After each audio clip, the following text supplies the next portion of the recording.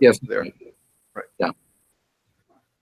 Okay, well, I guess it's time to get started. Everybody, sit up. Nice posture. Yes. Okay. Welcome, everyone. This is our very special Zazenkai, live from Tsukuba, Japan, Colorado. We have people sitting with us in the UK, in Spain, Canada, the United States. And without further ado, I would like to introduce someone who's been a well-known name around Treeleaf very recently, as we've been going through his book, David LOY. David, thank you so much for being here. Well, thank you, Jindo, for this invitation. I really appreciate it. It's my pleasure. David is a teacher with the Sambo Kyodan lineage, but he is also on the cutting edge. I would put him right up there with the likes of folks like Stephen Batchelor, for example, who are trying to make a modern statement of our very ancient ways, to preserve the best and to bring the future into clarity for us. Without him, I think we would be rather aimless in the Buddhist world. And he's a voice that is keeping a lot of people in a very good direction of where we go from here. David, your books are cherished. My favorite is, personal favorite is The World is Made of Stories. But A New Buddhist Path is a book we've been going through recently, the last few months, and several of the people here have appreciated that very much. So without very much ado, David, just a few words from you before we sit some Zazen. Just say hi. Happy to say hi, and as I said, delighted to be with you folks, and delighted to be in touch, in particular, people who share these same concerns. I mean, we have this wonderful tradition, but we also need to engage in this conversation with modernity and really determine, you know, what's living, what's going to be most liberative for us today, and what's historically and culturally conditioned in ways that we can and maybe need to let go of. Yeah. I'd like to mention your big current project. I know you have so many projects, but your big project is the Echo Bodhisattva and the Echo Retreat Center. Could you tell us a little bit what that's about? Sure. Well, there are actually two big projects at the moment, in addition to the travels. I'm writing a book on Eco-Dharma, which will be published next year by Wisdom Publications. But the big local issue is I'm one of a group of Dharma teachers who are founding an Eco-Dharma center in the Rocky Mountains, about half an hour from North Boulder.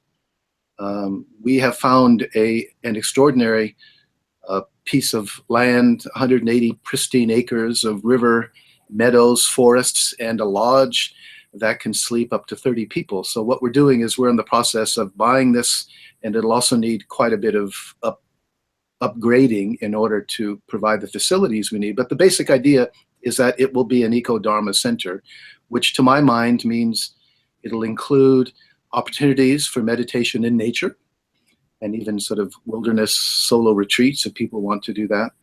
Also, we're going to have plenty of opportunity for discussions of the sort topics that I'll be bringing up in my talk soon here.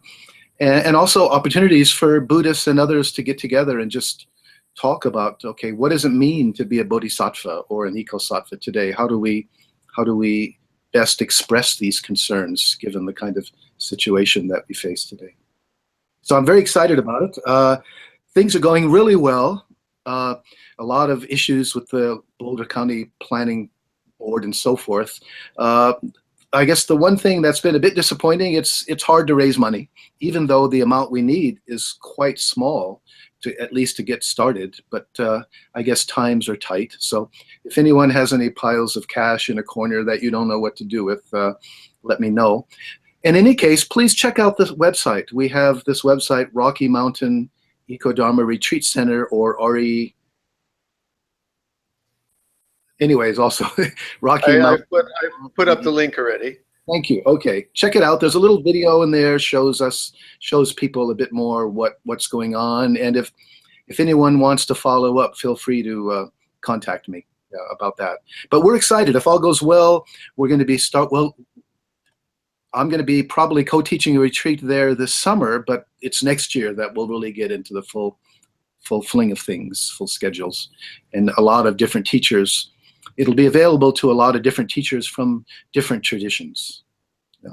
Excellent. And I don't know if our group is going to put you over the top, but I think the folks here will certainly do a little something. And maybe in some years to come, we can look forward to sitting there at your place. The other thing worth mentioning very briefly is that our vision is to make this available as a very inexpensive place to go. As we all know, a lot of retreat centers can be quite pricey. And basically, if things go the way we hope, it's going to be very inexpensive. And in fact, there'll be lots of scholarship money for those who can't otherwise afford to come at all. So that's something else we're very excited about. So sounds wonderful. And well, our Zazen here is also trying to do things a new way. We're all going to be sitting now in, let's say, 3 different continents at once while we're sitting. So Shingen, our Eno, is in Canada. Would you ring the bell and get us started? David, maybe you could just sit where you are, and we'll get ready to go. Okay.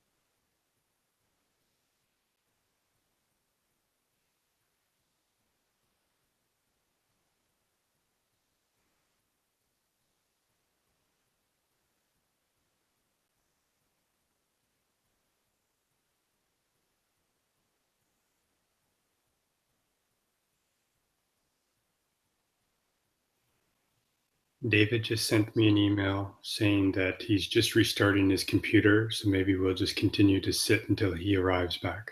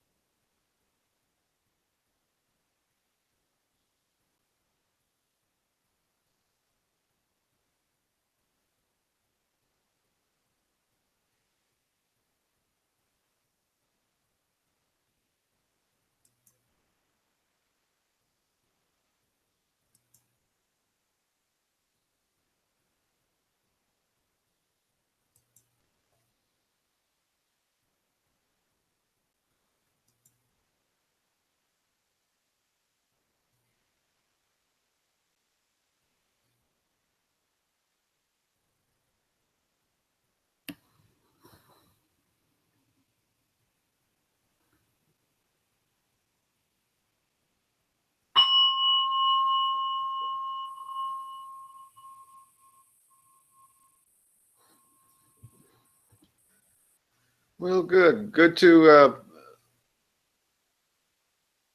we've lost David again. Shingen, if, Daizan, if David doesn't return briefly, you're going to be standing in as, oh, there he is. David, your Zazen is so powerful, it apparently knocked you out of this world. Well, but we're so glad you've come back. It's the first time it's knocked me out of this world, I have to say. Would you please, in your next book, compare rebirth to rebooting your hard drive? Yeah, but the really interesting question is, what's the karma associated with that? Well, without further ado, have you caught your breath after all that? Yes. Yeah, yeah, I'm fine. Yeah.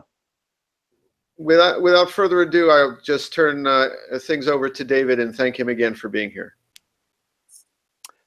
And thank you again to all of you for this invitation and this opportunity. Yeah.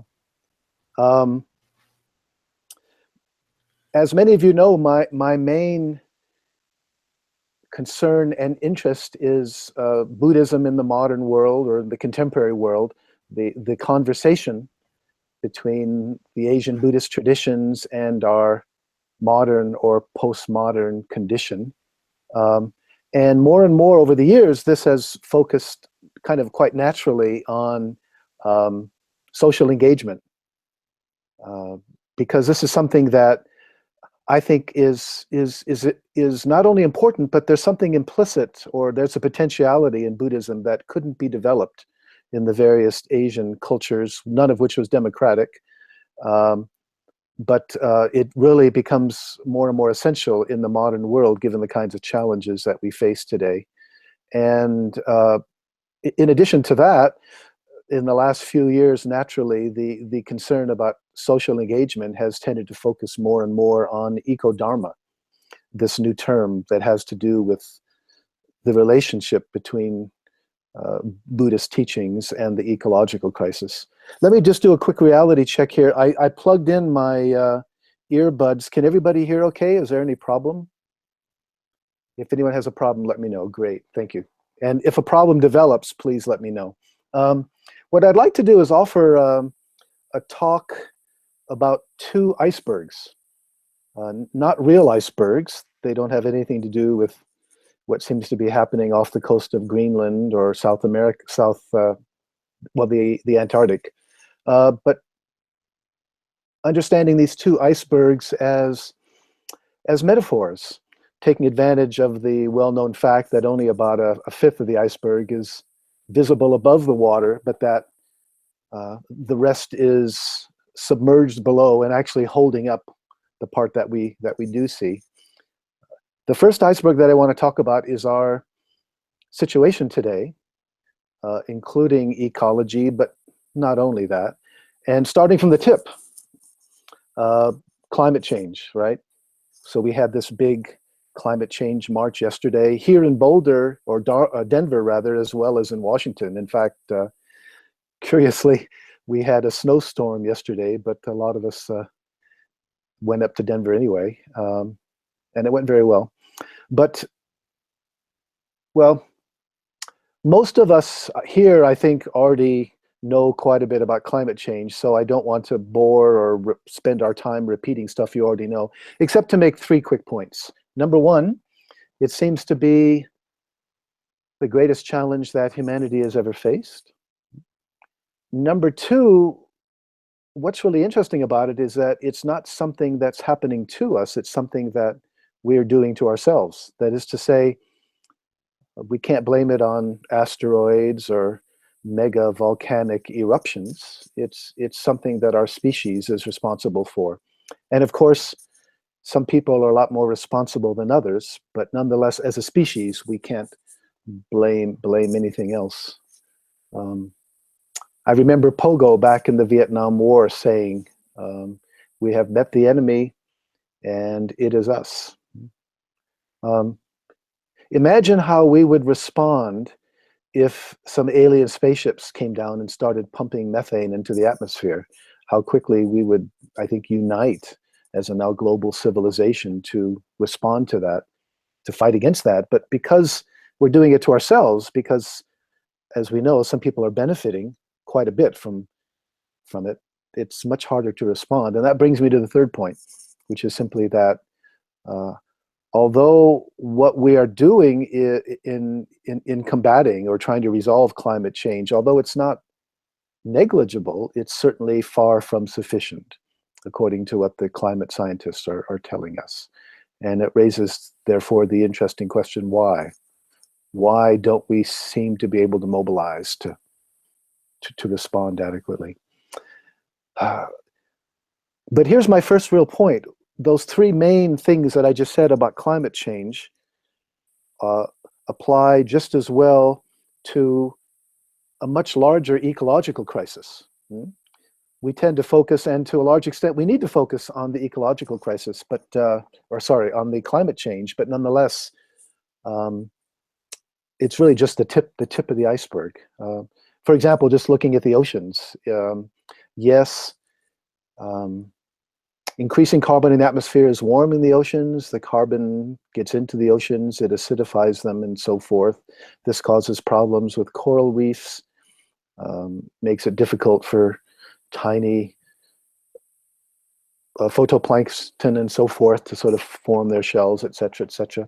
But there's lots of other things going on with the oceans that we can't really blame on climate change. The fact that virtually all of the major fishing grounds are fished to capacity or rapidly declining. In fact, it's predicted by the year 2048 that the oceans will be commercially extinct. And if we eat fish after that, it'll have to be grown in ponds or something like that. Also, the problem of plastic. Other people have predicted that by the year 2050, there'll be more plastic in the oceans than fish. We've only had plastic about 100 years, but since the 1950s, about 1 billion tons has been discarded, and a fair amount of that has ended up in the ocean. So we have the Great Pacific Garbage Patch and North Atlantic Garbage Patch and so forth. And plastic doesn't degrade. It'll break up into smaller pieces, and it's often ingested by fish. But it's there. It's changing the chemical composition of the oceans. And then we can add things like eutrophication, the fact that you get all these chemicals flushed out down rivers into bays and creating dead zones that can be several thousand square miles, such as at the bottom of the Mississippi, and so forth and so on. I mean, basically what I'm trying to say here, yes, we have to focus on climate change, but nonetheless, there's a larger ecological crisis, which includes a lot of other things that we could really go into, but rather than bend people's ears for too long here, let me just mention one that I think is especially relevant for Buddhists, for Zen Buddhists who take vows to save all sentient beings, right? The truth is, we're now well into what scientists are calling the sixth extinction event. A very large percentage of the Earth's plant and animal species are going extinct. In fact, E.O. Wilson, the renowned Harvard biologist, has predicted that, by the end of the century, about half of all the plant and animal species could be extinct or will be so weakened that they will go extinct soon thereafter. That's a pretty heavy-duty phenomenon to think about, again, from a Buddhist perspective. What does that really mean? What does that really imply? And what I think it points to, I mean, we could go on and on. There's a lot of other issues here with, well, you're in Tsukuba, so you're not that far away from Fukushima, right? We think about the nuclear disasters. The truth is, it's been, 5 years, 6 years now since the Fukushima meltdown. And the truth is, they don't really have a handle on it. They don't know where the spent fuel is. There's still massive amounts of radioactive water being produced. And the prediction is that it'll take 20 to 30 years to clean up that mess, right? So, we can talk about that. We can talk about the fact that the world's 400 plus nuclear reactors produce about 30,000 tons of nuclear waste every year that basically we don't know what to do with. Et cetera, et cetera. I mean, we can really go on here, but my basic point is, rather than simply thinking of climate change as something that'll be resolved if we can just shift to renewable resources of energy, what we really have is something greater, a greater challenge, which in fact I would say points to what's below the surface of the iceberg, right? The tip, climate change, then the ecological crisis. But really what's going on, what I think this all points to is a larger kind of civilizational crisis. That despite the kind of lifestyles many of us enjoy today, at least the people who are likely to be listening to this, despite all the kinds of technological developments that are happening so quickly, nonetheless, we do seem to be a civilization that's lost its way and it is self-destructing. That there's something, or let me try putting it this way. If that spaceship I mentioned earlier was just observing us, not listening to what we said, but just observed what the human species does on the earth, I think what it would conclude is that the meaning of human civilization, the greatest value, the thing that's most important to us, is ever expanding economic and technological development, economic growth and consumption. That's the meaning of what it means to be human in this kind of civilization. And the fundamental problem, as I think we all know, is that that system, the kind of economic system that we have that has to keep growing if it's not going to collapse, that's basically incompatible with the other system, the biosphere. And the truth is only one of those two systems can be changed, and it's not the natural world. So this is the kind of squeeze that we seem to be in now. Don't worry, I'm getting to Buddhism here, but I just want to, because the real issue is, what is Buddhism? How does Buddhism interact with this? What does this mean for Buddhism? What does Buddhism have to offer that can help us understand this? But before going into that, let me just mention, I think, one particularly interesting or relevant example of the problem, which is the Japanese attitude to bluefin tuna. As many of us know, Japanese love sashimi and sushi, and the favorite by far is bluefin tuna, which also happens to be one of the world's most endangered large commercial fish. It's getting harder to find. They tend to be smaller. But some Japanese companies, Mitsubishi in particular, has figured out a very clever way to respond to this problem. Basically, what it's done is it's tried to buy up as much bluefin tuna on the world market, both legally and illegally, because there are limits, and kind of trying to corner the market and importing as much as it can into Japan and then freezing it in its massive -60-degree freezers, more than is needed in any year. But the idea is that having these fish frozen, their value, which is already great, will become truly astronomical if, as is predicted, bluefin tuna soon become almost commercially extinct, right? I don't know if you can see what I'm driving at here, but the idea is that, in a way, the solution, in one way, makes a lot of economic sense, especially if you think about, how to put it, what's sometimes called the tragedy of the commons, right? That if Mitsubishi doesn't do it, somebody else probably will. But the basic issue here is that the response of Mitsubishi is short-sighted in the sense that it's seeing the problem as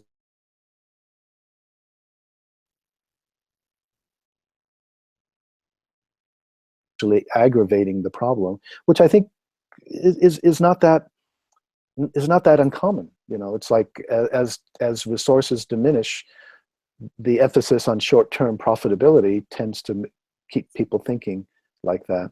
And I think, but what it really points to is one way of formulating the fundamental problem. With any civilization, with any economy that understands the natural world as a means to something else, that is willing to use and abuse the natural world in order to maximize something else, which in this case is profitability.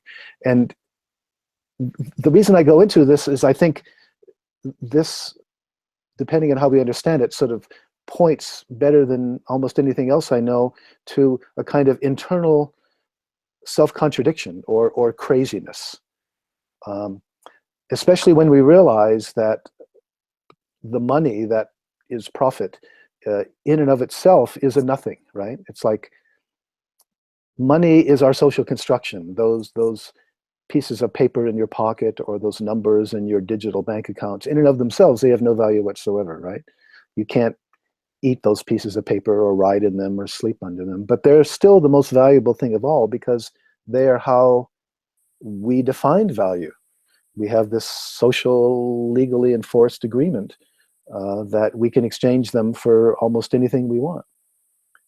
And inevitably, therefore, what tends to happen is that money attains a kind of a symbolic value. It's not just something that we use for exchange, but since we unreflectively tend to think of the satisfaction of all of our desires as happiness, I think money comes to symbolize the possibility of happiness. You know, as Schopenhauer put it, I think money is abstract happiness. Therefore, people who can't fully enjoy concrete happiness, they tend to go for money, which I think helps us understand why it is that people who already have much more than they can possibly use, billionaires, why they're still obsessed with making a lot more. It's the symbolic value. But here's the main point. Okay, this is the fundamental contradiction of our civilization as I see it. When we remember that the true wealth is not pieces of paper or numbers and bank accounts, but that the true wealth of this planet is in its healthy biosphere, right? In oceans teeming with sea life, and mountains and forests likewise teeming with plant and animal life, and clean rivers, clean oceans, clean air, etc., etc. When we remember that that's true wealth, and then we remember that money is nothing in itself, we're in this strange paradoxical situation that the kind of civilization we have is in the process of sacrificing everything of real value, that is of real wealth, in order to maximize something that in and of itself has no value whatsoever. Of course, we can translate that no value whatsoever into anything, as long as there's still something left to translate it into. But that's the kind of fundamental irony that, again, the natural world for us, and again, this is the world isn't just the place where we happen to live, right? The earth is our mother. And despite fantasies of terraforming Mars and so forth, there's an umbilical cord that we can't cut. And in that sense, the relationship is even more intimate. And yet, because we feel separate from the earth, you know, we're able to abuse it in this way. There's this kind of a contradiction.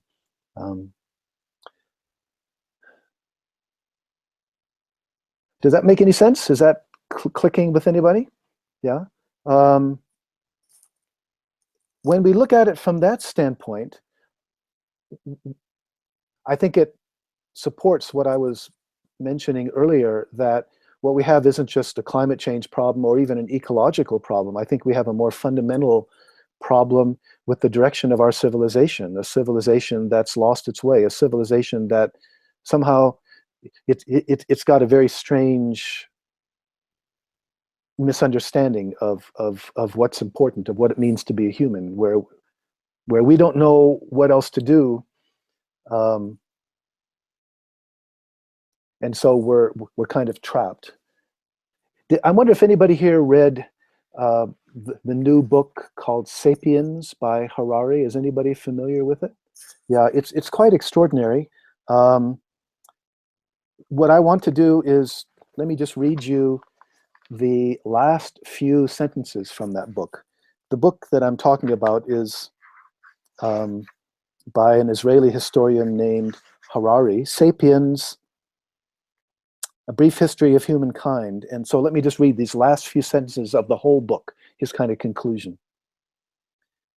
Despite the astonishing things that humans are capable of doing, we remain unsure of our goals, and we seem to be as discontented as ever.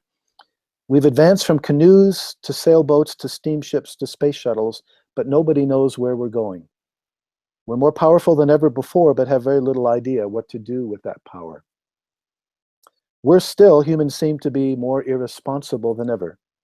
Self-made gods, we are accountable to no one.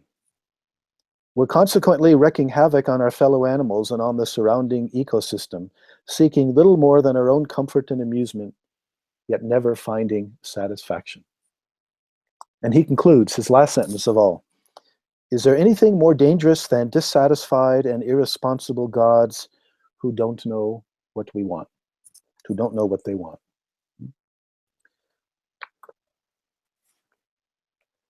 The argument that I've made a lot about our individual predicament, how the delusion of a separate self inside, separate from other people and the rest of the world outside, what I've argued is that this supposedly separate self inside is a construction that's inherently uncomfortable. It always feels insecure because there's nothing there that could be secured.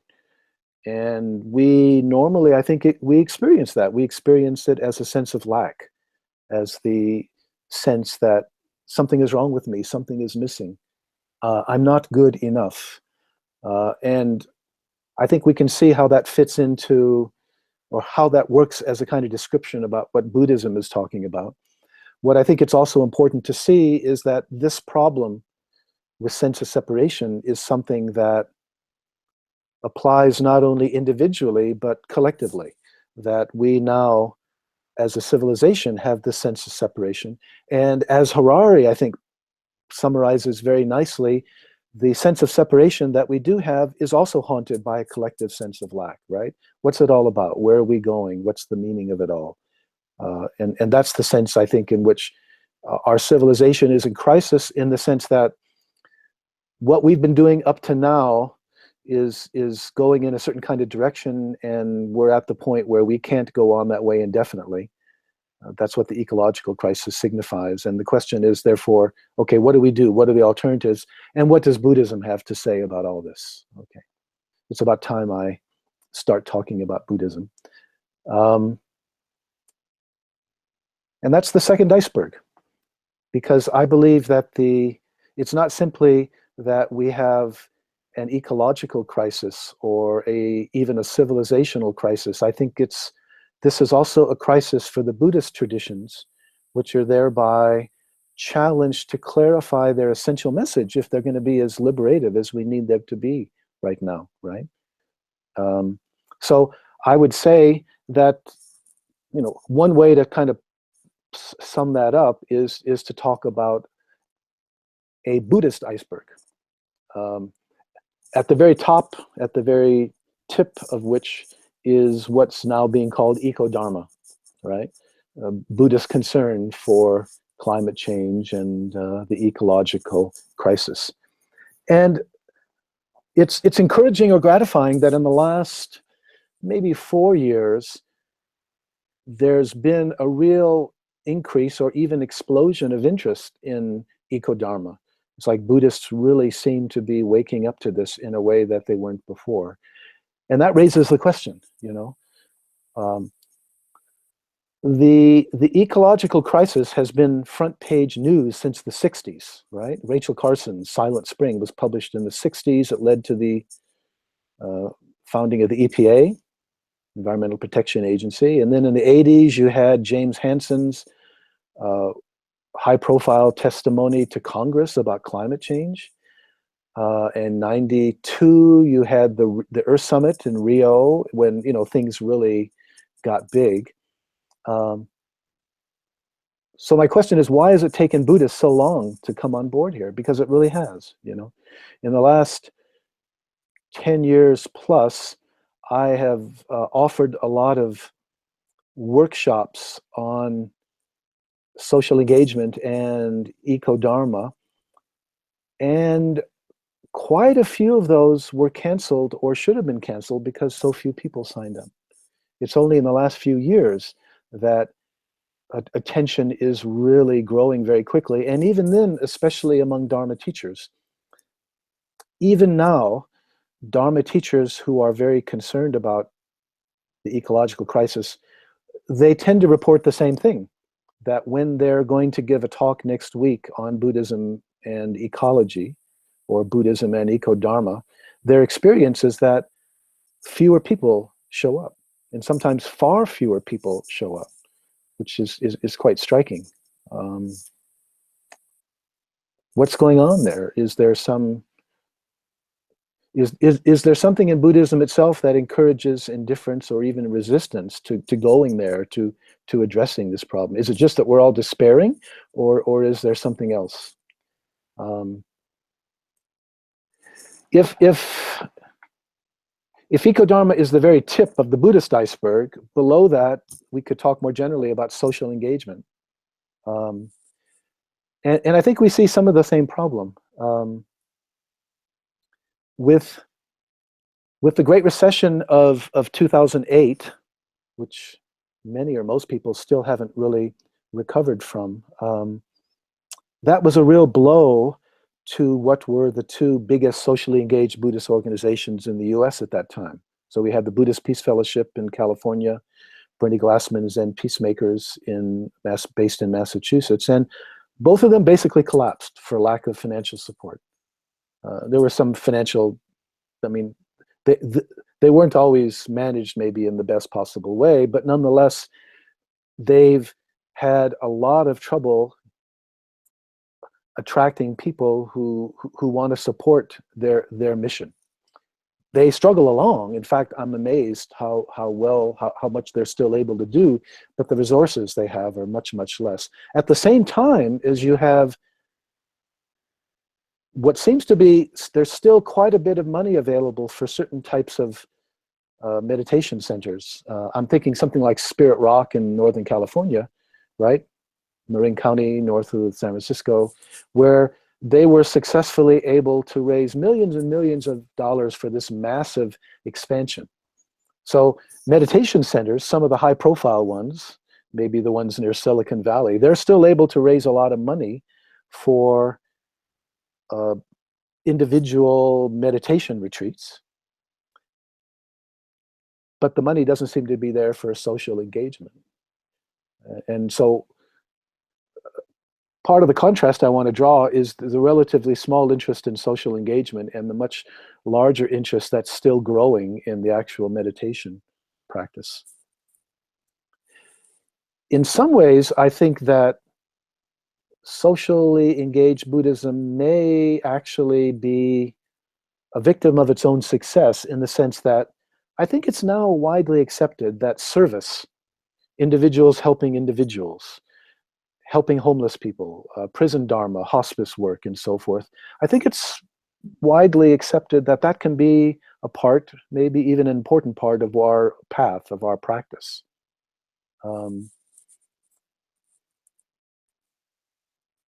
But we have a much greater problem addressing what might be called social dukkha, institutionalized dukkha, the suffering created by the way society is structured. To say it a different way, I think we've gotten a lot better at pulling drowning people out of the river, but we're not much better at all in asking why there are so many more drowning people in the river, right? I mean, as of last year, there were well over 1 million school children. What was it? 1.6 million, 1.7 million school children who are homeless. These are homeless kids going to school. They have nowhere to live. You know, they're on the street or in short-term shelters. You know, Buddhists, I think, are doing, there's wonderful stuff going on with prison dharma, right? Going into prisons, helping individual inmates find the path, follow the path. But, you know, we also have this larger problem. We have absolutely horrible criminal justice system. We have enormous numbers of people in prison for nonviolent crimes. And surprise, surprise, a very large portion of them are people of color, especially African Americans and Latinos. So, you know, how do we address these problems? I'm reminded of something the Brazilian Archbishop Dom Helder Camara once famously said: "When I give food to the poor, they call me a saint. When I ask why there are so many poor, they call me a communist." I wonder if there's a Buddhist version of that. You know, when we help homeless people. We're called bodhisattvas, but when we want to ask these larger issues about why there are so many more homeless, what is it about the way that our society is structured that allows that kind of homelessness or so many people rotting in prison? When we want to go there, then a lot of other Buddhists say, oh, don't bring in your lefty principles there. That has nothing to do with Buddhism. Despite the fact that we're talking about a lot of dukkha, a lot of suffering. The point being here that suffering isn't something that we can understand as it has been understood in the Asian traditions as, very individually. It's my karma, my mind, and everything happens is my responsibility. In the modern world, we're so much aware of social forces, institutions, structures, the way that history can actually cause dukkha, cause suffering. In one way, I can understand why we Buddhists are a bit reluctant to go there, because especially in our Zen practice, right, there's so much emphasis on immediacy, on letting go of concepts so that we can actually experience what it is. So if I walk around the corner and I see a suffering homeless person, our practice encourages us to engage in an unmediated way with that person. But of course, it's much, much more difficult to bring this kind of practice to find ways to address the larger sources of dukkha suffering, the institutional ones there. Yeah. Does that make any sense? Yeah. At the same time as all this is happening, I'm talking about the tip of the Buddhist iceberg, right? Eco-dharma, social engagement. At the same time, still very much above the surface of the water, we've had this huge explosion of interest in something else, maybe not strictly speaking Buddhism, but certainly Buddhist influenced, Buddhist motivated originally. And of course, I'm thinking about the mindfulness movement, right? Very controversial in the Buddhist world, and that's not something I want to get into here in any detail, except to say, number one, I think in most cases it's very, very helpful to people. But number two, there are also dangers here, such as Bhikkhu Bodhi has identified, where he says how, I think this is quoting him pretty clearly, absent a sharp social critique, Buddhism can easily be used to sort of rationalize our economic system, rationalize, normalize our preoccupation with economic growth and consumption. In other words, if we're not careful, Buddhism could be used to justify the first iceberg, just sort of helping us fit in. And I think it's even more true for something like the mindfulness movement, insofar as it might be used in the corporate world to encourage efficiency, to help people cope better with the very difficult jobs. Rather than hire as many people as needed, let's just send people on a mindfulness course so they can cope better, so that they can be more efficient and our company can be more profitable and so forth, right? So anyway, notice the contrast between eco-dharma and social engagement. Very, very small, and not only individual focus meditation and so forth, but the larger mindfulness movement. My question is, what is it? Is there something inherent within Buddhist teachings that encourages that encourages us to become preoccupied on the individual level, rather than get involved in the concern for social justice that's been such an important part of the Abrahamic traditions, Judeo-Christianity, for example. Yeah, and that brings us to what's below the iceberg, and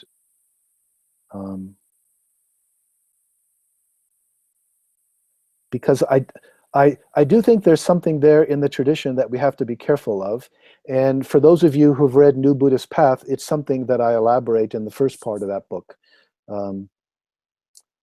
I quote a scholar named Loyal Rue, who wrote quite a fine book called Everybody's Story, in which he says basically that in the future, axial age traditions, and that means traditions that developed around the time of the Buddha, including Buddhism, including the Abrahamic, Judeo-Christianity, and so forth. He says traditions like Buddhism and Christianity, in the future, they're going to become less and less relevant because they don't have what it takes in order to engage with the kinds of social and ecological problems that we face today. That's basically what he says. So in his opinion, something like Buddhism is going to become less important. And the two things that he especially identifies are cosmological dualism and individual salvation. And I think the question for us Buddhists is, number one, first of all, how the heck do we understand that? But also, if that's really problematic, what is the role? What does this mean for how we understand Buddhism today, and how it is that Buddhism can really engage with the kind of problems that we have today? So again, let me just say a few words about cosmological dualism and individual salvation. Cosmological dualism is simply the idea that there's some other reality, some transcendent or higher reality, right? This is kind of obvious in popular Christianity, for example, where the idea is God created this world, and the goal is to, if we behave ourselves, after we die, we can spend an eternity with God in heaven. So that's a kind of higher reality there. We may wonder, well, is that something also in Buddhism? And I think it is. Certainly, this is obvious in the Pali Canon and the way that the Theravada tend to understand the path. You know, it's interesting when you really read the Pali Canon carefully and try to sort out what it says about nibbana or nirvana. It's not easy. Most of the descriptions are vague metaphors like the refuge, the harbor. A lot of the rest are sort of negative. It's nibbana is the end of dukkha, the end of suffering, the end of craving, the end of delusion, and so forth. But nonetheless, it's very clear that there is something that transcends this world. And the ultimate goal, of course, in the Pali Canon is not to be reborn into this realm of samsara. This is the world of craving and suffering, and you basically don't want to come back here. If you can realize, if you can attain something that will keep you from automatically coming back here. Okay.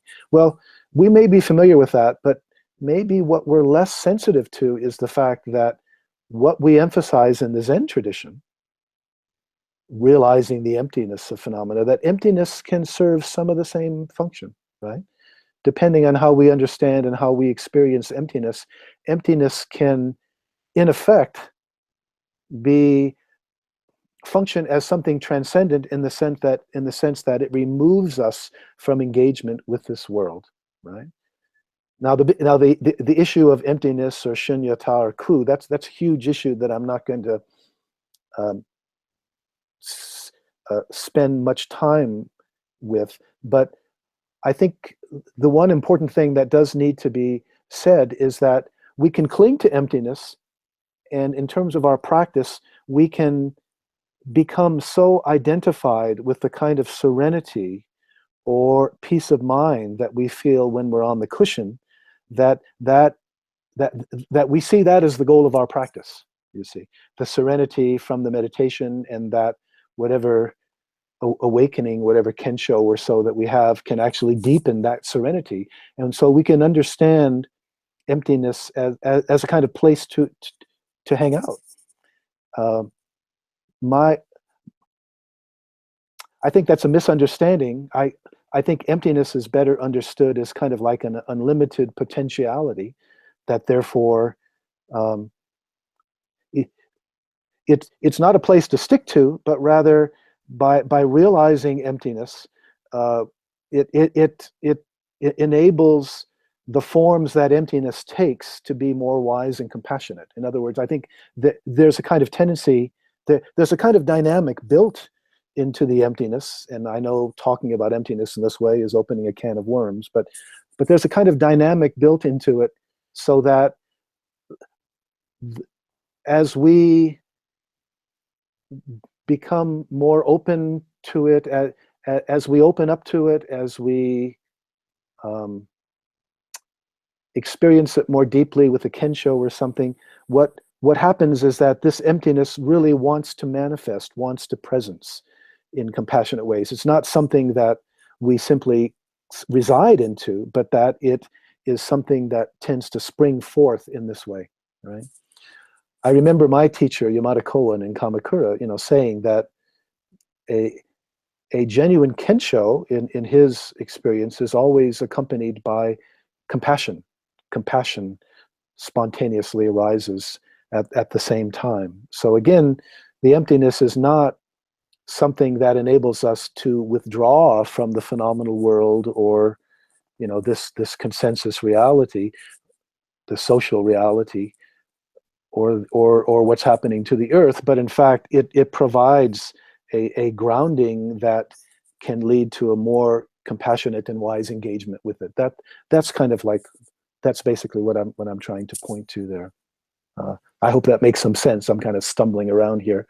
So that's the sense in which there's a danger of a kind of a cosmological dualism, even in our Zen practice. The other issue that Loyal Ru talks about is individual salvation, which is in its own way quite interesting, isn't it? In the Christian tradition, there's something a bit odd about that, right? It's like in the Christian tradition, we go to heaven one by one, and in heaven we're supposed to be blissful because we're there with God.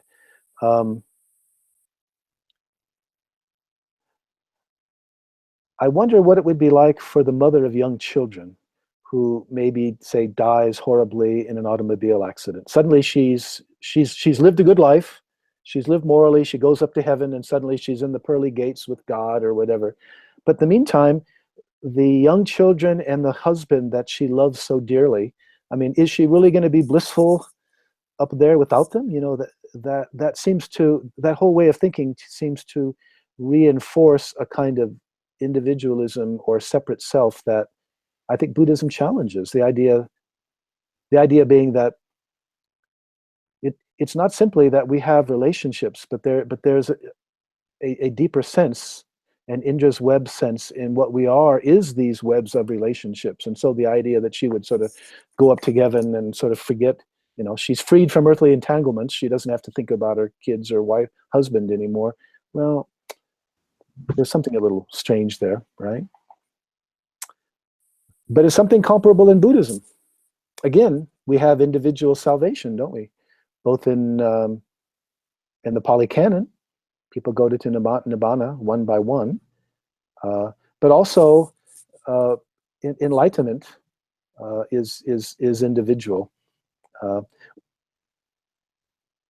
That's the way that we tend to think about it, right? It's like in our practice, we go into the Zendo, and insofar as our main focus is waking up, it seems to involve disengagement from what other people are going through, both in terms of the other people in the Zendo, right? It's like, I can be enlightened and that doesn't seem to be connected with anything that's going on with the other people in the Zendo, or social issues in the world or ecological issues in the world, that somehow I have found my peace of mind, which is individually, ultimately my fate, my ultimate well-being is dissociated from the ultimate well-being of all of you, of all of the other people in the world, and indeed of the biological systems that are of the ecosystem, of the biosphere. Does that make any sense? There is something else that militates against that, isn't it? The idea of the bodhisattva. And that's quite important. But the question is how we understand it, because traditionally, so often the bodhisattva is about still working individually, one-on-one service. It's like there's some person who's had some awakening, and the idea of the bodhisattva path is to help other individuals awaken. But we're in a situation now where, as I've been trying to say, we have to also think about ways to address the larger systemic issues. The other way to understand the bodhisattva path is that it evolves naturally out of the realization of our non-separation or non-duality, that if the problem is the delusion of separation, the illusion of a separate self inside that's distinct from the rest of the world outside, one way to understand awakening is that we let go of ourselves, and that sense of separation starts to dissolve, and we realize that we're not disconnected from all other people, in which case, how can I be fully enlightened unless everyone else is too? I mean, if I'm not other than the world that I'm supposedly in, if I'm one of the many ways that this world, that the cosmos is manifesting or presencing, and you are too, and everyone else is, insofar as I realize that, insofar as I realize my non-duality with this world, inevitably, it seems to me, my well-being can no longer be completely dissociated from that of other people. So I think Loyal Ru's point does have some applicability to Buddhism, that there is something in the tradition that encourages a certain kind of indifference. We're encouraged to focus on our own awakening. Traditionally, that's the way it's been understood, and also in a way that sort of turns us, historically, has turned us away from the world.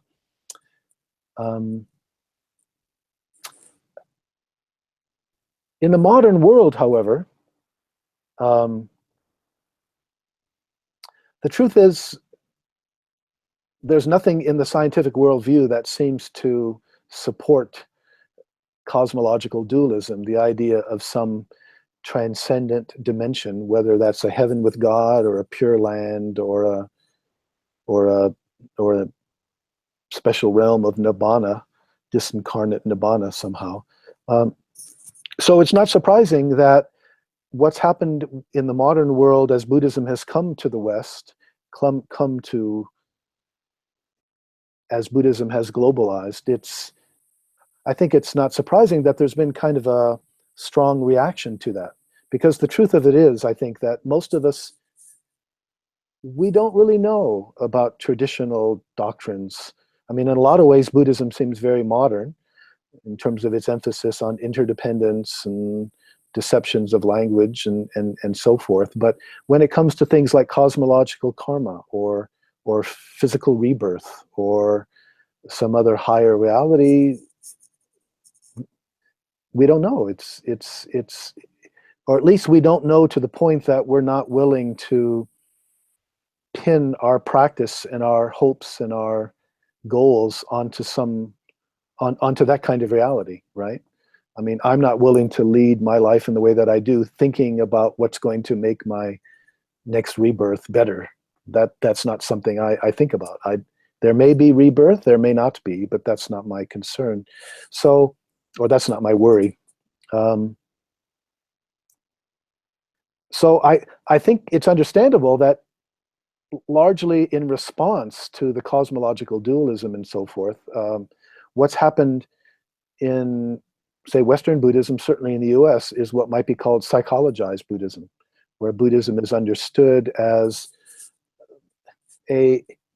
another form of psychotherapy, that has certain techniques that traditional psychotherapy doesn't, but that can also basically help us deal with our mental issues, our neuroses, that deals with our greed, ill will, delusion, right now.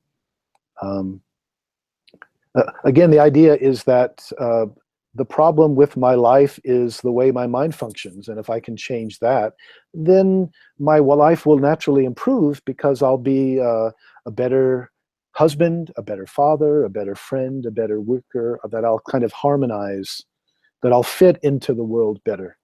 And I mean, again, in many ways, I think the psychological dimension or the psychological perspective on Buddhism, what Buddhism has to offer psychotherapy, is really important. And in some ways, I think that's been the main sort of creative direction so far. That's been the main way that Buddhism has been interacting with the West.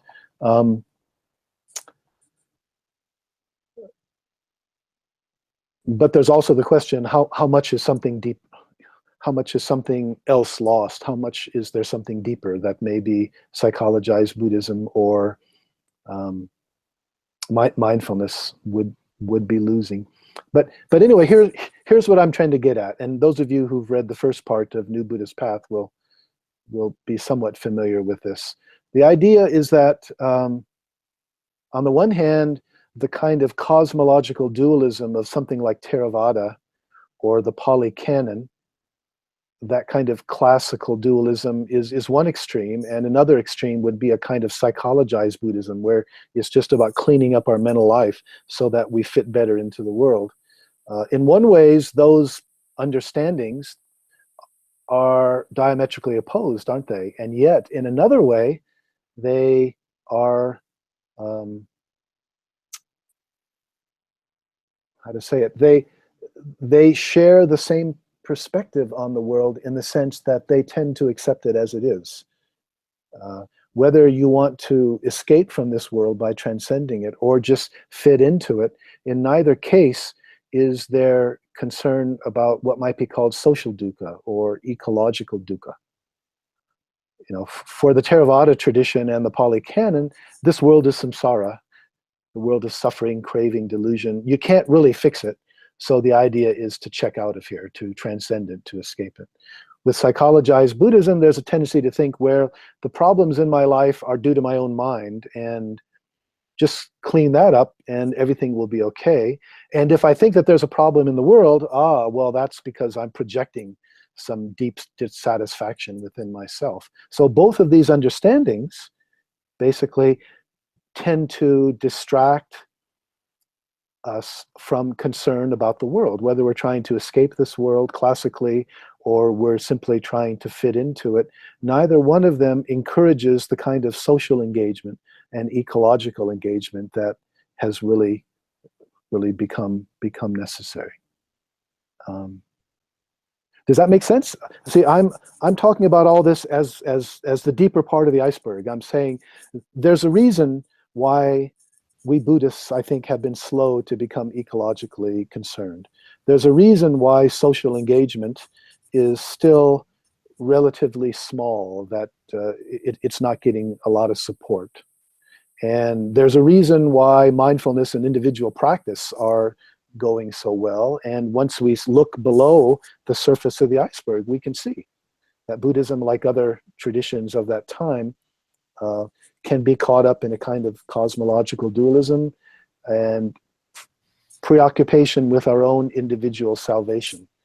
And basically the social and ecological challenges that we face now are also a challenge to that way of understanding Buddhism. They really ask us, okay, we really need to discriminate what's still liberative, what's powerful about that, what we don't want to let go, but we also want to find what it is within the Buddhist traditions that can really offer us perspectives and help us engage, help us really engage with the world. Because let me say it this way, both understanding Buddhism in terms of escaping this world, whether we transcend it or simply go inside and dwell in emptiness, that way of understanding, and then the psychologized kind of Buddhism that I think is quite popular, and there's a lot of value to that too. But both of those, I think, encourage what might be called our own distinctively Buddhist way of resolving the ecological crisis. Now, I'm being a little facetious here, but I think that we Buddhists, we have our own way of responding and resolving it. That is to say, when, for example, we read the morning news and we read yet again that scientists are startled to find that the icebergs are melting even more quickly than expected, or the Greenland ice shelf, or whatever. As we read these things, most of us tend to become somewhat disturbed. There's some anxiety, maybe depression. It encourages us in some way to despair. But here's the point. Hey, we're Buddhists. We know how to deal with those kinds of mental states. So when we read the news, we get depressed, we get concerned. What do? Well, hey, we go, we face the wall, we meditate for half an hour or 45 minutes, and we get up and we feel better. Oh, it's great. I've let all that go. I've let go of those kinds of concerns, because those concerns are just particular ways of thinking and feeling and acting, right? And in the process of letting them go, then I'm getting back to the emptiness, and I can ignore that kind of thing. So, in our own way, personal way, we've resolved the ecological crisis, at least insofar as it pertains to me individually, right? For the time being. And that's the fundamental problem, that that's not a real resolution, but there's something in our tradition that encourages us to do it. And I just want to end with one further point, which there's no time to go into here, but I've talked a lot about it in other places, is there's another way of understanding the Buddhist path, right? The Buddhist path isn't about transcending this world. It isn't just about fitting into it, but it's realizing that the way we experience the world, including ourselves, is a psychological and social construction.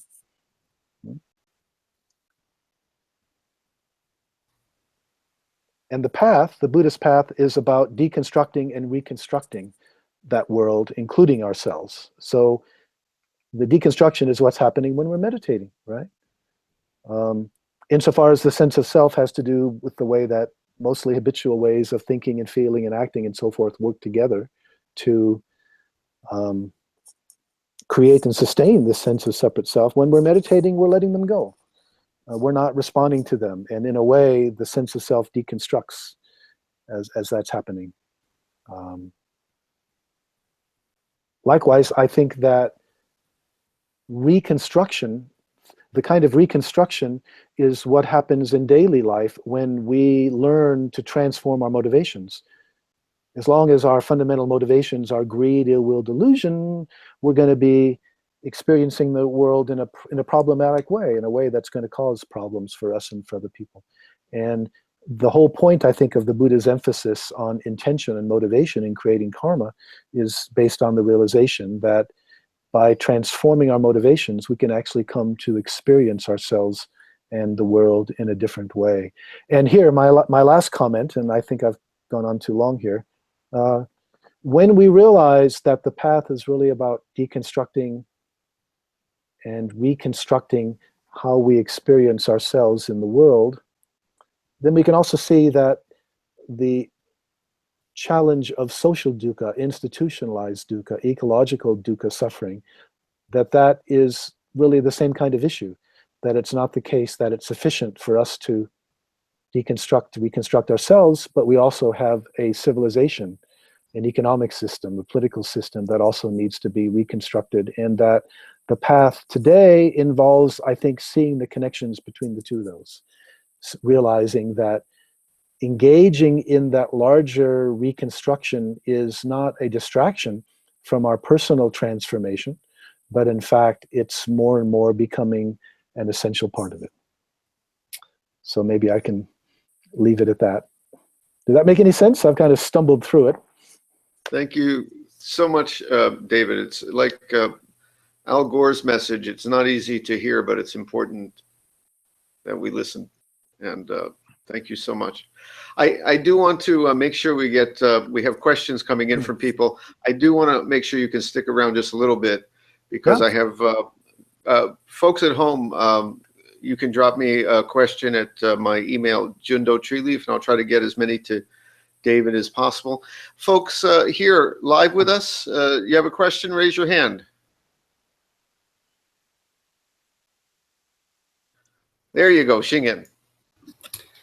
First of all, David, thank you. What an amazing talk. I really enjoyed that. Good. Well, thank you. One of the things for me is I wonder if I'm just going to kind of span over this kind of this ecological engagement and the social engagement, and from a Buddhist perspective, is I wonder, because I know for me, sometimes I struggle with this, is that if you look at one of the 10 fundamental precepts, is that we should not unconstructively criticize the errors of others and judge others. And I wonder if that can kind of create a barrier for us in a way that it's much easier to help somebody. When we see that they need help, like say somebody that is homeless and hungry on the street, it's much easier to engage and to help them as it is to then stand up and give criticism and judgment to the system that perpetuates that form of suffering. And so I'm wondering your perspective. I wonder if some of our morals or our values that we take on as Buddhists that can also be obstacles to our practice and to this kind of engagement. What do you think about that? So by criticizing, you think that we're breaking the precept? Is that?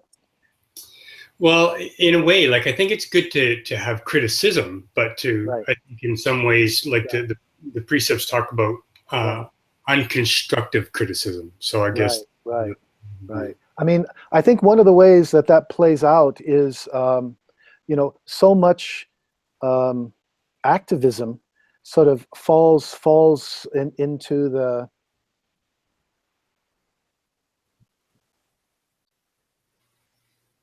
it tends to dualize us from other people, doesn't it? We other people. It's like they're the bad guys, they're the enemy. And in a way that follows quite simply, I think, again, in Judeo-Christianity, the important point is that good versus evil, and we tend to understand the issue in those terms. What's really interesting from a Buddhist standpoint, of course, is like Gandhi too did this. He never othered the English. He treated them respectfully in the belief that they would eventually walk away peacefully, which they did. The idea is that we accept, we're all somewhere within this web of collective delusion, and one doesn't understand the enemy as someone to be defeated, but rather understands that there's problematic behavior here that nonetheless has to be addressed. So it can be done in a compassionate way. What we really need to do is create or have an activism that's motivated not by anger or hatred or fear, but motivated by love. And the love includes those that we're, as it were, fighting against. And that's why Buddhism also emphasizes things like nonviolence. So if that's the attitude, I think, with which we're engaging with other people, not just rejecting them, then I think we avoid that kind of a problem. We can't avoid the problem of criticism because we have systems. We have all these systems that are causing enormous amounts of suffering. And the traditional Asian Buddhist teachings didn't really go there. Maybe they couldn't, given the autocratic rulers they had. But I think we're in a situation now where we can't avoid going there. We really need. This is the growing tip for Buddhism, I think. Thank you. Good. Well, thank you, David. Question. Let me read a question from Shoka, who's writing from home. I think it's actually a two-part question. Do you think there is a large interest in meditation because it allows many to be concerned only about their enlightenment and spiritual path, whereas engaged Buddhist practices ask us to look all around us and engage in a world that is broken? And that becomes overwhelming for people who want to, quote, feel better, unquote, which is why they came to meditation. And the second part is, and the big question that comes from that is, how do you help people want to be engaged and help others through suffering? How do you get, I think she's saying, how do you get people then to want to be engaged? I think we all come to this practice because there's some kind of personal problem or dissatisfaction. It's like it may be simply some kind of existential anxiety, but it's going to be something very personal that's going to bring us to the cushion and inspire us or motivate us to spend so much time cross-legged, all that kind of physical pain, all that time, all that energy, all that money. So in a way, we all start with ourselves, and I think that's fine within the Buddhist tradition. That's the way Buddhism works. But the point is that as we uh, as we practice, what we really begin to realize is that the fundamental problem we have isn't, it's usually not what we thought it was, but it was something larger in the sense of our sense of separation, right? The delusion of self, as we sometimes call it. And so there's a kind of an irony here that it's the suffering of the self that brings us to the practice, but as we begin to open up, as we begin to sort of let go of ourselves, then we realize more and more our non-duality with the world, and therefore what goes along with that, I think, is a natural concern where we don't dualize ourselves so much from what other people are experiencing there. Now, was it my teacher who said, or maybe somebody else, that in a way, this is a bad exchange. It's like before we just had our own problems, and now as we open up and as we take the bodhisattva path, in a way, the problems of the world become our problems. We don't discriminate in the way that we would have before.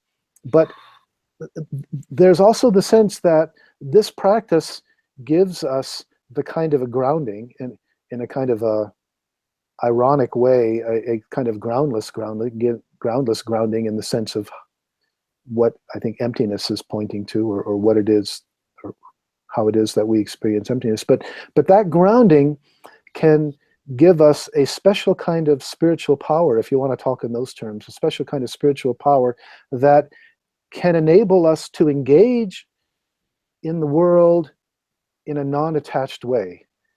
And that's and I think that's the power of the bodhisattva path. The bodhisattva has he or she still has this double path or two-sided path. They continue to work in themselves, their own meditation, but they also know that it's not sufficient to do that. They also bring whatever equanimity, grounding, emptiness, they bring that into their engagement in the world in a non-attached way. And by non-attached, it means, well, it means a couple things. It means that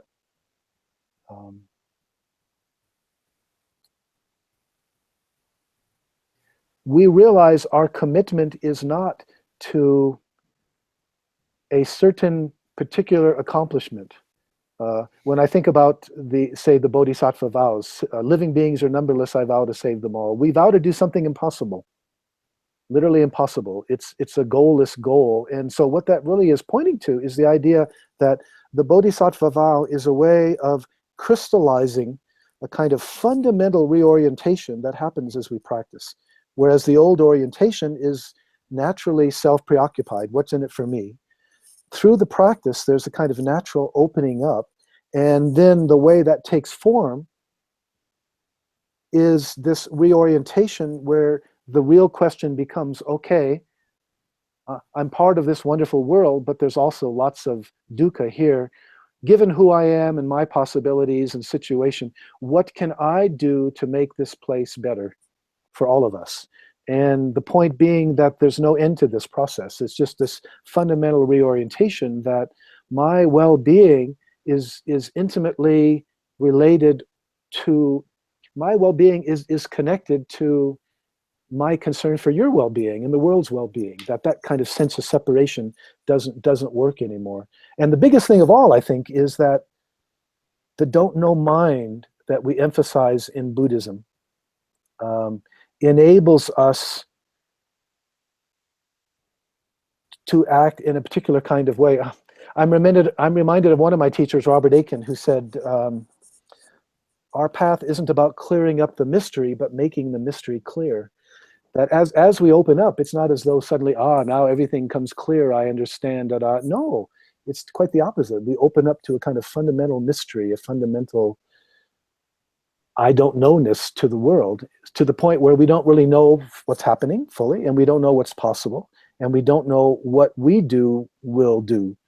So what I'm trying to say here is that our personal practice enables us to engage with the world in the following way, that we realize our task is to do the very best we can not knowing if anything we do makes any difference whatsoever.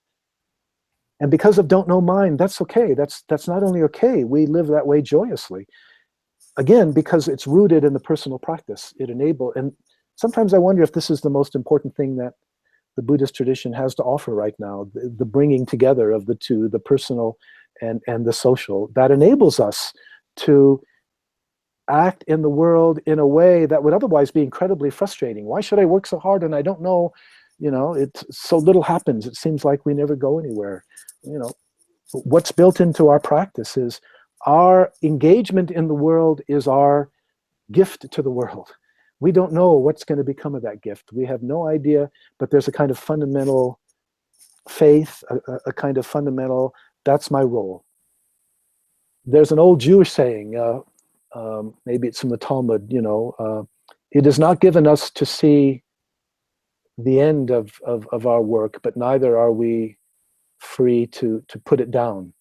It's like each of us is part of this greater process. And maybe the other thing to emphasize is that, when we do this,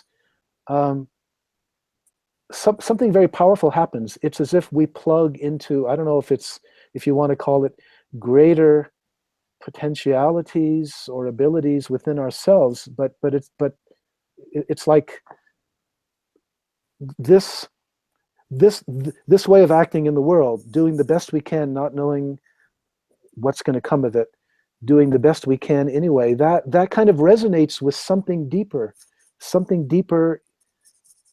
in the cosmos, in the universe, and sometimes it's amazing the things that happen.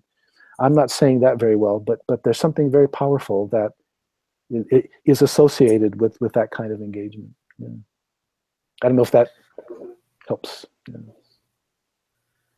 Anyone from the live group here who would raise your hand? Now's your chance. Daizan. Daizan's our artist from Canada.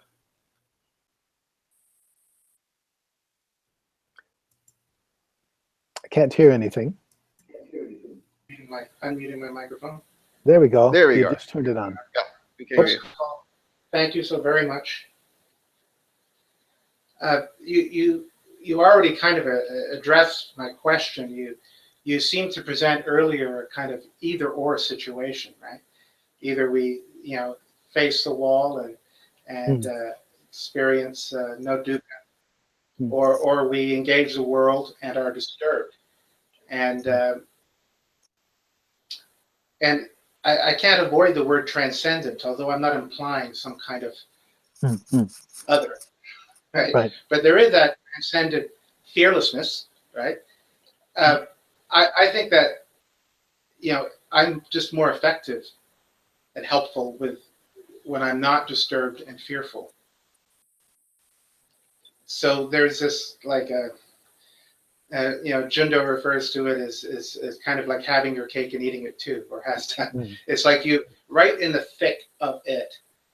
There is also that transcendent, for lack of a better word, peace, right? So could you speak a little bit about that? You have just done so. Well, what you say about transcendence is important, that it can be understood more metaphorically than some other kind of reality, right? And again, the whole point about understanding this world as a construction means that, like Nagarjuna says, right?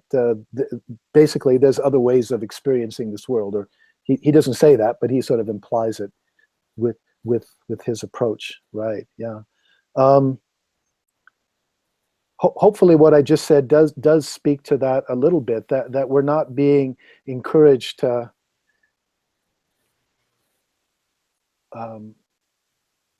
dualize between those two. But I think what's really important now, maybe we can say it this way: instead of thinking of social and ecological engagement as something that, oh well, I've got to do it because the world's in a bad shape, but it's a distraction from my personal practice, facing the wall, and why, I just wish all that stuff wasn't there, and if I could just meditate a lot more and not have to worry about that, how much better that would be. I think what we're moving toward is the deeper realization that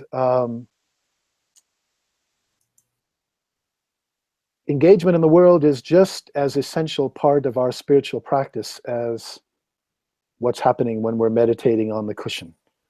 Seeing those as the two sides of practice, that is to say, practice in the sense of what's transformative.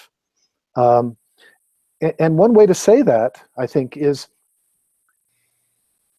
you know, when someone has a kensho, there's this little opening, and it's a pretty brief or shallow, or just a first glimpse, first taste of this other way of experiencing. But that doesn't in and of itself get rid of our deep-rooted, self-preoccupied habits and tendencies, right? I mean, if I still had a problem with greed, that's not going to completely automatically disappear just because of that experience. And I think that helps us understand the Bodhisattva path in a different light, in the sense that, okay, when I'm out there engaged in the world, I'm in the process of engaging. What's happening is those deep-rooted, self-centered habits are being transformed. It's not as though they're transformed just because I'm doing zazen on the cushion, but when I'm actually out there and I'm making the decision, it's like I'm not just totally self-preoccupied in the old or the usual way, but I'm actually transforming my motivations by being engaged, and I'm realizing more, and this is also, it's like, how to say it, it's one thing to have a kensho and realize that I'm not in here separate from the rest of the world out there, but what does it mean to live in a way that fully manifests that realization? And it means to transform my motivation. So I'm not motivated by the three poisons, greed, ill will, delusion. I'm motivated by generosity, loving kindness, and wisdom. And how do you do that? Well, you're only going to do that, that's not just something that happens because you think of it in your head. You do it because you're out there actually working with other people to improve the situation, you see, socially and ecologically. So what I'm really pointing at is, who is the one that the bodhisattva or the ecosattva, who is the one that's benefiting the most from his or her activity? And what I'm trying to say is, it turns out it's that bodhisattva or ecosattva herself, because in the process of doing that, she is reconstructing her sense of self in terms of transforming motivation. She's learning to live in a different, more non-dual way in the world. So thinking that somehow this is a distraction from our practice, and our practice is what's really going on when we're sitting on the cushion, no, that's an essential part of it. And the world is calling on us to incorporate that and to understand that as an essential part of our practice. Does this make any sense? Thank you. We have a question from Sure. home, from Jakuden. It's actually very detailed, so I'm going to take the liberty of forwarding it to you later. Okay, but I sure. just want to read you one point, which is kind of the mirror of what you just said. I have been trying to understand the point of view of the other side politically in the United States. I guess she means some conservative, more conservative. Sure. Right. How would you explain your views to an individual whose immediate income for food and shelter comes from a job in an environmentally destructive industry? These types of individuals exist in large numbers and are currently feeling the large, currently helping the large corporations thrive and the environmental damage to continue. How do you reach those people? Yeah. Well, I mean, in that particular case, I think that there is a kind of structural solution, in the sense that what we're hearing a lot is that there's more jobs to be gained from greening our energy than are going to be lost. It's like the whole shift to solar and wind power. There's a huge number of what I'm told are relatively high-paying jobs that can encourage. So, it's not simply a matter of sacrificing, but transforming. And now that, of course, isn't something that I'm going to help with individually very much. It's like I'm not part of the government. I don't have that expertise. But the point is that there's that potential, that so often environmental destruction is sold to us as that's the only way to get the jobs, and I think that's just deception on the part of fossil fuel corporations and the people who profit from what they're doing now. In reality, my sense, my understanding from what I read is that shifting to renewables will in fact be far better.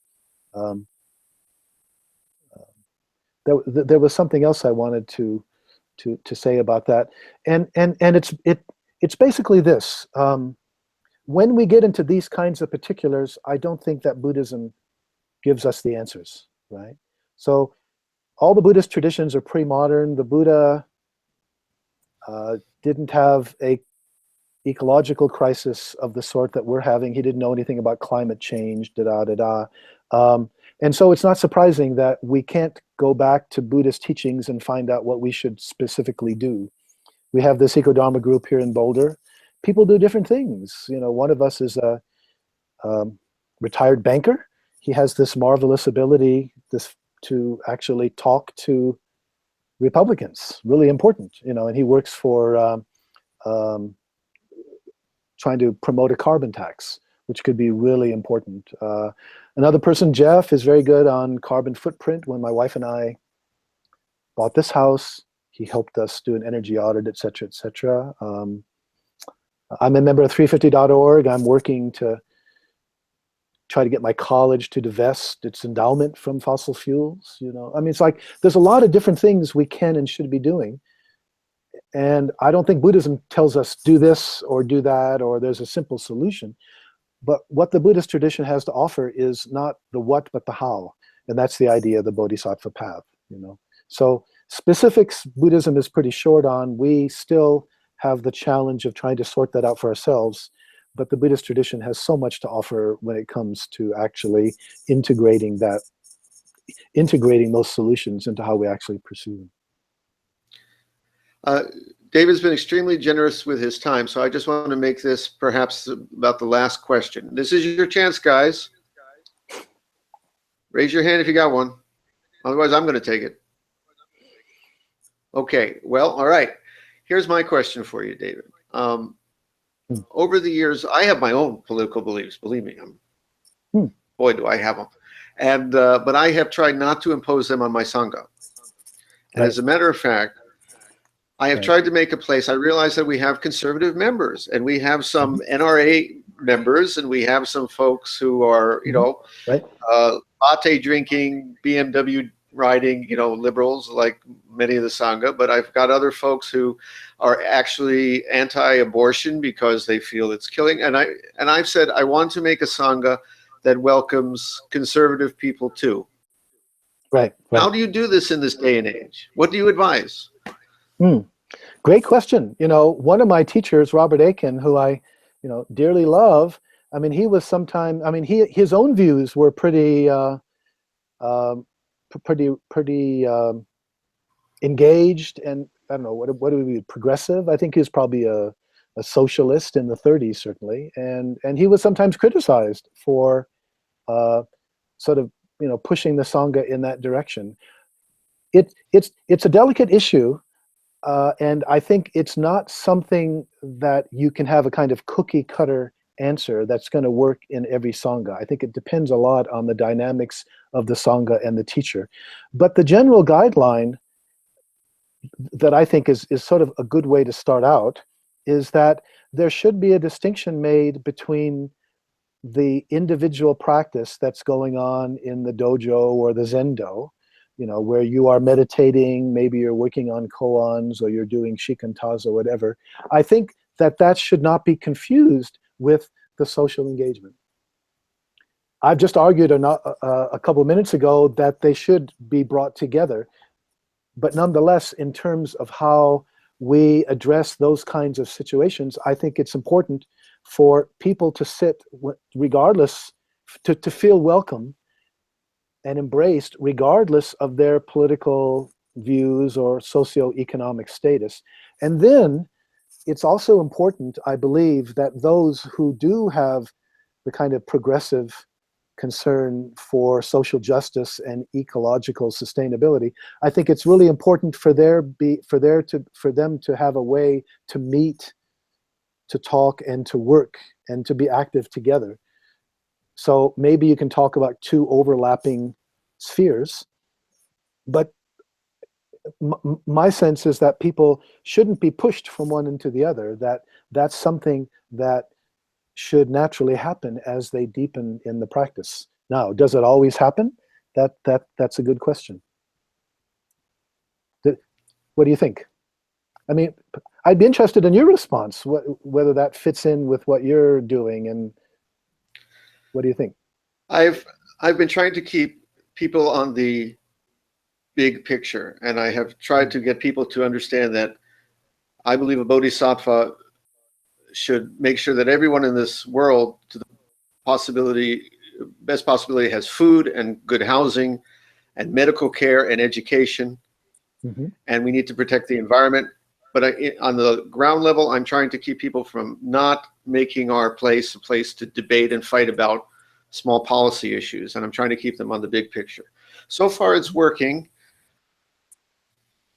Some of the things you said today, I have to reflect on too. So I just want to say, I guess we should close here and let you go. I'm fine, but other people, we're closing in on 2 hours. I mean, it's not a problem for me, but okay, I'll give anyone here one last chance. Anyone? This is it. Let me just check at home. Okay, I'll forward these to you. David, oisogashi tokoro arigatou gozaimashita. Next time you're in Japan, please stop back here. I'm 100 miles from Fukushima, and as the crow flies, so I'll take you up there and you can look around. Yeah, actually, and, I would be interested in that. Thank you. Yeah, I do have some I can get you a tour, unfortunately. Yeah. Thank you, Jundo, for this invitation.